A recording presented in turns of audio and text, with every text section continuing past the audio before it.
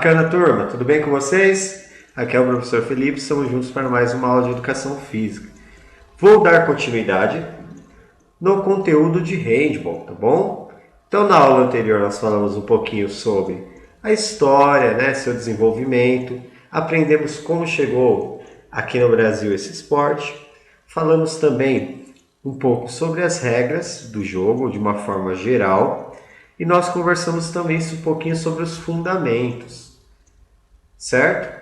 Agora, nessa aula de hoje, nós vamos dar continuidade, certo? E vamos se aprofundar no tema posições, sistemas de defesa e de ataque. Nós já conversamos um pouquinho sobre isso na aula online e nós vamos preencher mais esse assunto agora na aula gravada, tá bom? Vou mesclar um pouquinho da minha fala com alguns vídeos para que vocês tenham na prática um pouquinho de cada posição e para que vocês entendam o bom funcionamento do handball, tá bom? Então vocês vão ouvir e visualizar. Então, galerinha, é importante nós sabermos quais são as posições do handball. No handball nós temos 5 posições diferentes. Então nós temos o goleiro, tá? Nós temos os pontas, nós temos os meias, o armador central e o pivô. Essas são as 5 posições do handball, tá bom? O goleiro, não temos muito o que dizer assim como que eu vou dizer assim, característica, é o goleiro do handball, tá? Então, qual que é a função dele? Evitar que seu time tome gols, tá? Porém, eles têm algumas características diferentes de goleiros de outras modalidades, tá? Primeira coisa, eles são muito importantes na reposição de bola. Então, o início de jogada rápida com goleiros pode sair um contra-ataque, pode sair uma armação de jogada muito rápida, o que pode fazer com que o adversário seja pego de surpresa. Outra característica, né, dos goleiros é a sua coragem, digamos assim. Por quê? Ao praticar as defesas, eles utilizam o seu corpo como uma barreira geral. Diferente do futebol, né, que normalmente os goleiros espalmam ou defendem no máximo com os pés, no handball, cada parte do corpo é usado como barreira com o objetivo de evitar realmente o gol. Bacana? Então os goleiros de handball são verdadeiros heróis. Vou colocar o vídeo que mostra algumas defesas espetaculares dos goleiros, tá? Já voltamos.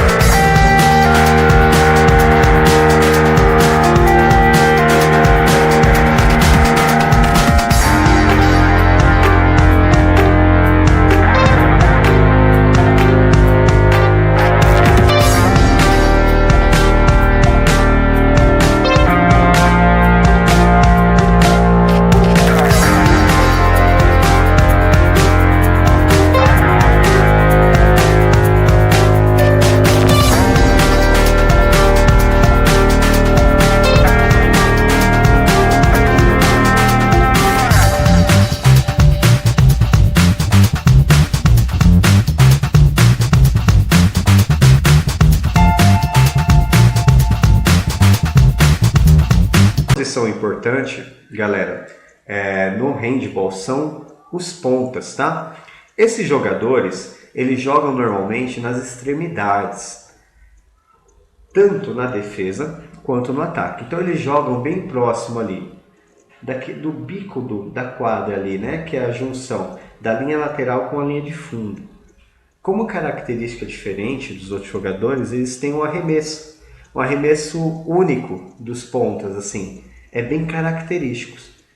Então eles sempre voltam em direção, em vez deles correrem em direção à linha de fundo, onde está o gol para o arremesso, eles retornam para ganhar ângulo e aí realizam os arremessos, tá bom? Então, assim, os pontas têm essa característica diferente. Na defesa também eles defendem ali essa região da quadra, tá bom? Essa região mais extrema. Falando, dá para entender, mas vamos ver no vídeo a característica dos pontas que vocês vão entender melhor. Bora lá!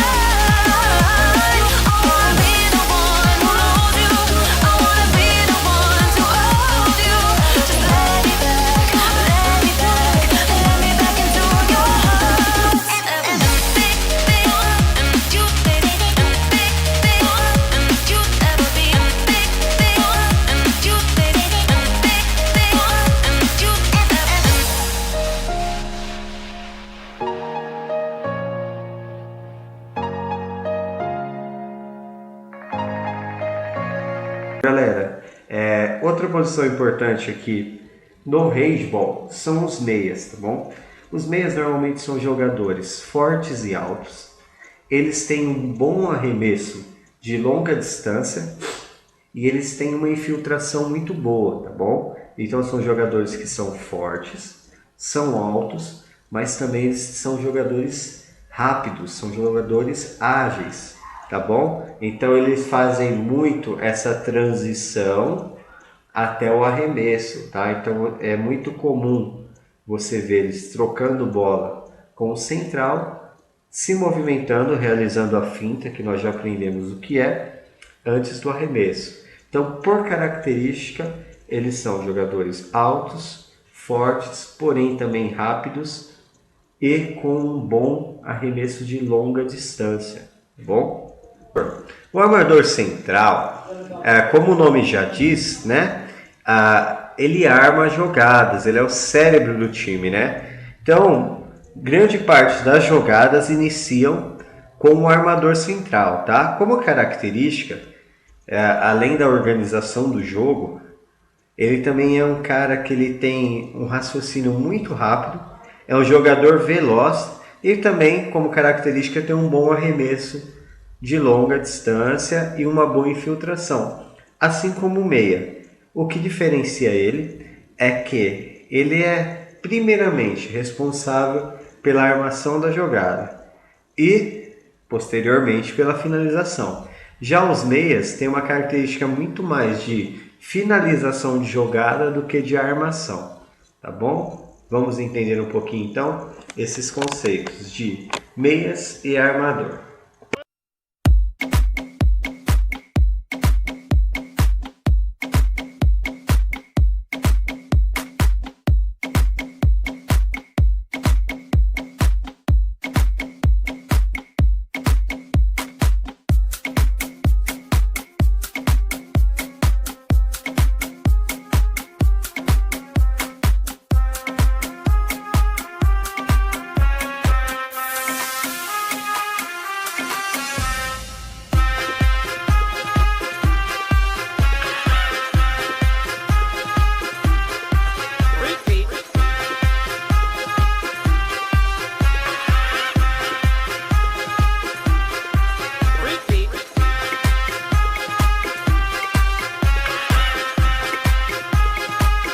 Con este lanzamiento en apoyo aquí cambiado. Hemos visto a Talan ahí en la imagen.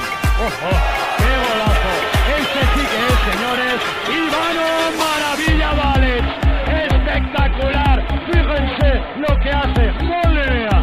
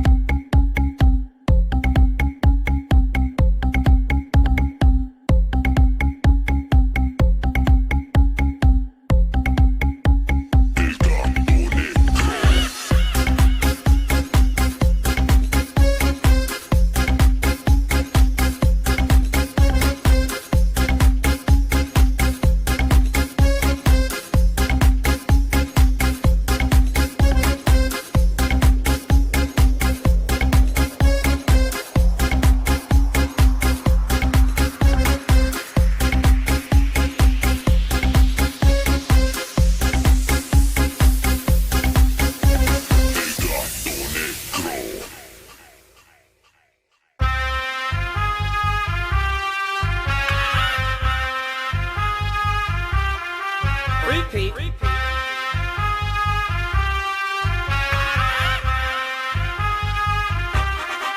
Repeat.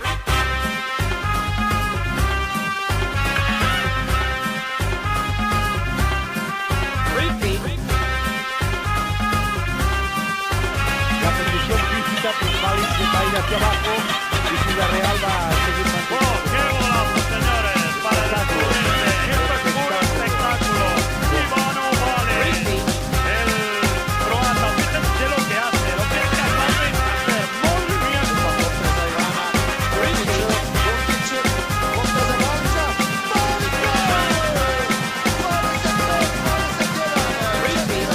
Chegamos então ao pivô, tá? O pivô, ele é um jogador que ele joga um pouquinho mais à frente Diferente dos outros que jogam, vou explicar, a defesa está aqui, por exemplo, formando, né, aquele círculo, aquela barreira. Os jogadores jogam de frente para o gol e atrás dessa defesa. O pivô tem uma característica diferente. Ele joga entre a defesa. Então ele está ali mesmo atrapalhando, ali, procurando o seu espaço. Por isso, por jogar ali, por estar nessa briga constante, eles têm que ser jogadores muito fortes, explosivos, tá? E de raciocínio também muito rápido, tá bom? Então normalmente a decisão, normalmente não, sempre a decisão em uma jogada do pivô tem que ser muito mais rápido do que às vezes de alguns outros jogadores. Por quê? Porque o tempo de reação dele tem que ser rápido também, senão ele perde a bola. Então o pivô é outro jogador importantíssimo, tanto na defesa quanto no ataque, no handball, tá bom? Vamos entender um pouquinho dessa posição vendo alguns vídeos.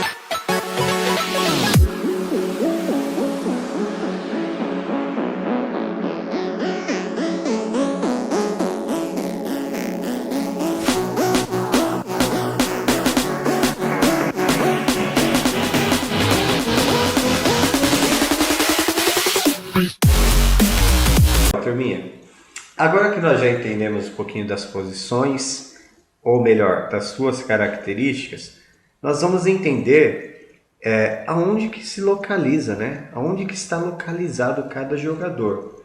Só que nós temos que ter em nossa cabeça que existem as suas posições de defesa e de ataque, tá bom? Como que funciona a defesa? Normalmente, a defesa mais utilizada ou é a 5-1 ou é a 6-0. Tá, professor, o que seria isso? Por que 5-1? Porque você pode observar aqui, ó, que temos 5 jogadores atrás, entre a área e a linha pontilhada, e nós temos um jogador à frente. Então nós temos na defesa um 5-1. Se tivesse 2 jogadores aqui e 4 aqui, seria um 4-2.